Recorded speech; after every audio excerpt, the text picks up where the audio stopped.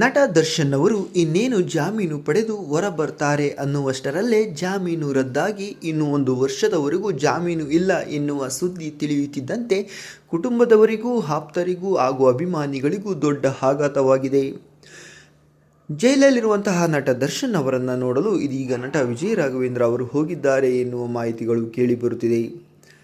ನಮಗೆಲ್ಲರಿಗೂ ಕೂಡ ಗೊತ್ತಿರುವಂತೆ ನಟ ವಿಜಯ್ ರಾಘವೇಂದ್ರ ಅವರು ಡಿ ಬಾಸ್ ದರ್ಶನ್ ಅವರ ಜೊತೆಗೆ ಉತ್ತಮ ಒಡನಾಟವನ್ನು ಹೊಂದಿದ್ದು, ಯಾವಾಗಲೂ ಕೂಡ ನಟ ದರ್ಶನ್ ಅವರಿಗೆ ವಿಜಯ್ ರಾಘವೇಂದ್ರ ಅವರು ಸಪೋರ್ಟ್ ಮಾಡ್ತಾನೆ ಬರ್ತಿದ್ರು.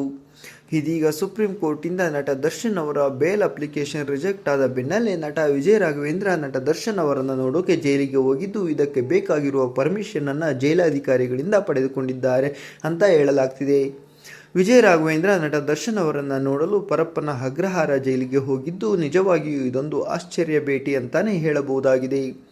ನಟ ವಿಜಯ್ ರಾಘವೇಂದ್ರ ಅವರ ಸಾಕಷ್ಟು ಸಿನಿಮಾಗಳಿಗೆ ನಟ ಡಿ ಬಾಸ್ ದರ್ಶನ್ ಅವರು ಅವತ್ತು ಪ್ರಚಾರವನ್ನು ಕೂಡ ಮಾಡಿದ್ದು, ದರ್ಶನ್ ಮಾಡಿದಂತಹ ಆ ಒಂದು ಸಹಾಯವನ್ನು ನಟ ವಿಜಯ್ ರಾಘವೇಂದ್ರ ಇವತ್ತಿನವರೆಗೂ ಮರೆತಿಲ್ಲ ಅಂತಾನೆ ಹೇಳಬಹುದು.